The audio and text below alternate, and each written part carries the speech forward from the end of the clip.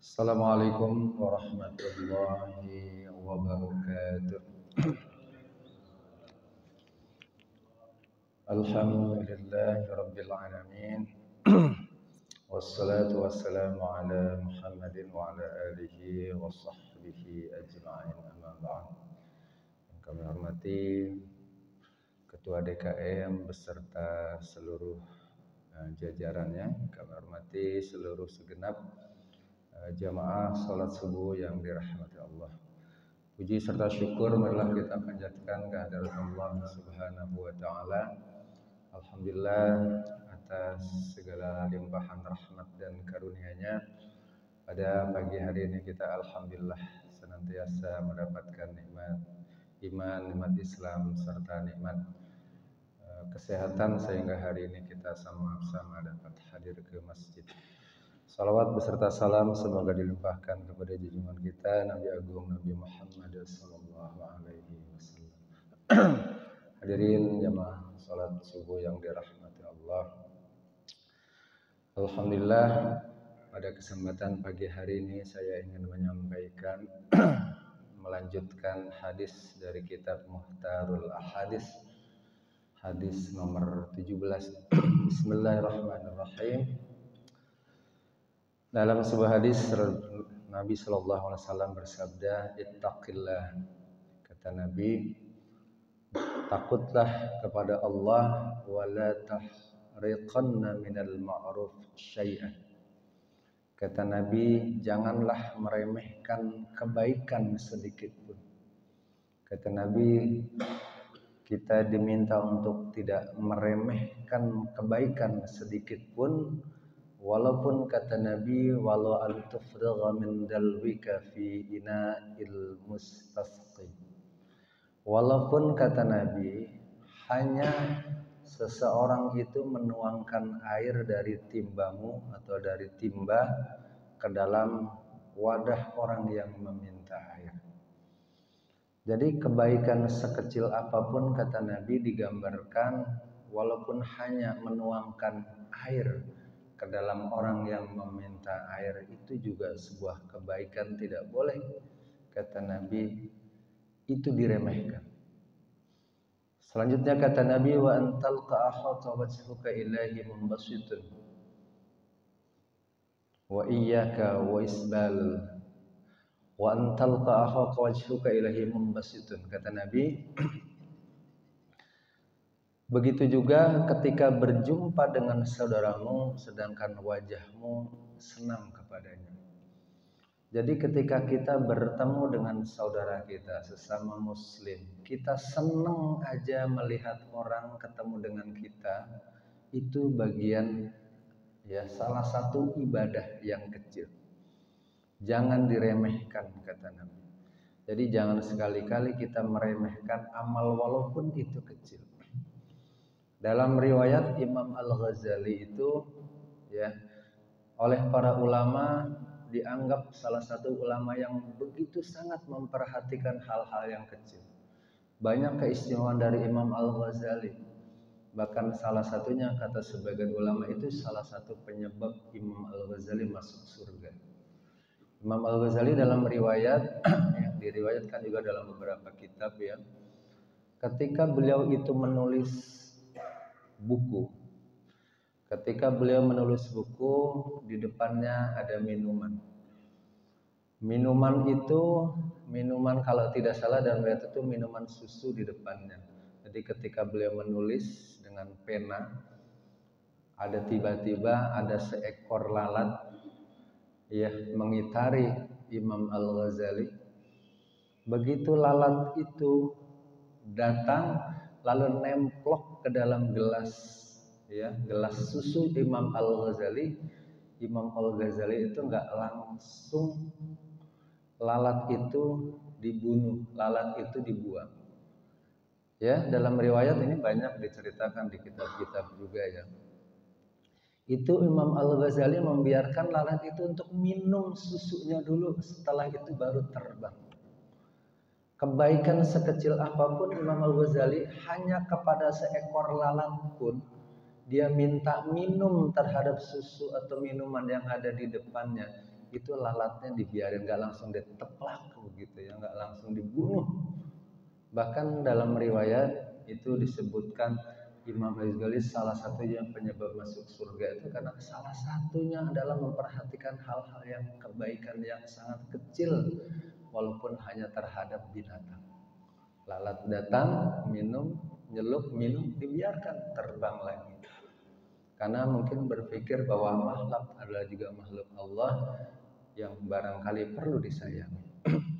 Hadirin dirahmati Allah, dalam hadis yang lain Nabi yang menjelaskan dalam riwayat hadis riwayat Imam Abu Daud dan dijelaskan juga dan dalam hadis Imam At-Tirmidzi.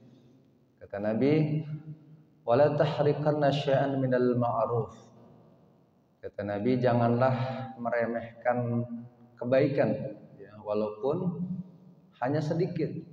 Wa antu kallima akhaka wa anta mumbasitun ilaih wajhuka inna wa antu kallima akhaka wa anta mumbasitun ilaih wa anta mumbasitun ilaihi wajhuk. Kata Nabi, janganlah meremehkan kebaikan sedikit pun walaupun hanya berbicara kepada saudaramu dengan wajah yang tersenyum. Jadi walaupun kita hanya sekedar kalau ngobrol senyum nggak cemberut, itu adalah kebaikan. Karena kalau kita ngobrol cemberut sebetulnya nggak enak juga gitu ya. Kita menghadapi orang diajak ngobrol cemberut, diajak ngobrol kayaknya nggak enak dilihat. Kata Nabi, inna dzalika minal ma'ruf. Itu juga kata Nabi salah satu perbuatan kebaikan yang tidak boleh diremehkan. Jadi walaupun ada orang ngajak ngobrol, kita menanggapinya dengan senyum, ya, dengan membuat enak gitu ya. Dan kadang-kadang ada juga orang ngobrol ya jawab seperlunya nggak enak banget perasaannya. Ditanya dari mana, jawab seperlunya, kayaknya males banget gitu jawab pertanyaan kita. Walaupun hanya ngajak ngobrol, dengan orang yang ngajak berbicara itu dengan wajah tersenyum saja, kata Nabi itu adalah inna dzalika minal ma'ruf. Itu juga salah satu perbuatan baik kecil yang tidak boleh kita remehkan.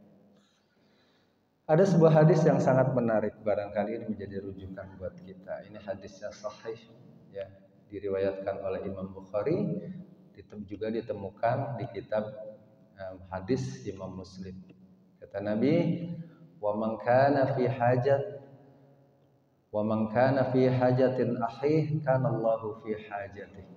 Kata Nabi, siapa yang menolong saudaranya dalam kebutuhan, maka Allah pun akan menolongnya dalam kebutuhannya. Jadi kalau orang, kata Nabi, yang selalu memenuhi kebutuhan orang, pasti setiap dia butuh akan dipenuhi oleh Allah. Siapapun dia membantu orang pasti dibantu dalam kesempatan yang berbeda. Siapapun orang yang baik terhadap kita pasti banyak kebaikan yang datang kepada kita. Makanya kebaikan itu walaupun kecil jangan sekali-kali, kata Nabi, kita remehkan. Ya. Walaupun ya hal-hal yang kecil lainnya, hanya sekedar mungkin ada orang butuh bantuan menaikkan barang-barangnya ke kendaraan, itu kebaikan kecil. Walaupun hanya orang kita megangin motornya gara-gara motornya jatuh, itu kebaikan kecil. Walaupun mungkin hanya orang meminta, ya ada kebutuhan kecil, kita bantu kebutuhannya, itu adalah juga kebaikan kecil. Walaupun mungkin suatu ketika kita hanya minjemin pulpen saja buat nulis alamat, buat nulis telepon, ya kadang-kadang dalam keadaan darurat, itu juga kebaikan kecil. Ya, itu tidak boleh diremehkan, kata Nabi. Hadirin dirahmati Allah, dalam sebuah hadis yang lain ini diriwayatkan oleh Imam Bukhari. Ini hadisnya juga sahih. Kata Nabi sallallahu alaihi wasallam, ya nisa'ul muslimat, wahai para wanita muslim. Ini ditujukan kepada wanita muslim. Kata Nabi, la tahqiranna jaratun li jaratiha. Kata Nabi, janganlah salah seorang di antara kalian meremehkan pemberian tetangganya, walau firshina syatin, walaupun hanya pemberiannya hanyalah kaki kambing. Ya, jadi kata Nabi, wahai para muslimah, wahai para muslimah, janganlah meremehkan pemberian tetangganya, walaupun hanya kaki kambing. Kaki kambing, ya namanya kaki kambing ya, cuman atu gitu ya, ngolahnya aja bingung gitu ya, ngolahnya bingung. Kalau udah matang mending ini dikasih kaki kambing aja yang masih mentah itu nggak boleh ngeremehin. Logikanya itu ngasih sesuatu yang sulit. Kita ngolahnya aja mungkin, waduh, cuman 1 biji. Kita masaknya nanggung, masih ada bulunya harus mesti kita bakar. Repot banget logikanya kan gitu ya. Jadi jangan ngeremehin kalau dikasih tetangga, walaupun yang dikasih itu repot banget, waduh. Ya, kalau dikasih singkong gampang dikupas, tinggal direbus. Saya ngebayang kalau dikasih kaki kambing, tapi ini hadisnya sahih. Ini digambarkan dikasih sesuatu itu remeh banget. Kaki kambing yang ngolahnya aja repot. Udah diolah dagingnya kecil sedikit. Ya, kata Nabi jangan diremehkan. Ini hadisnya sahih. Walaupun hanya kaki kambing. Kenapa? Itu adalah juga sebuah kebaikan. Oleh karena itu, ketika kita pun mendapat kebaikan yang kecil, tetap kita harus terima, harus kita bahagiakan.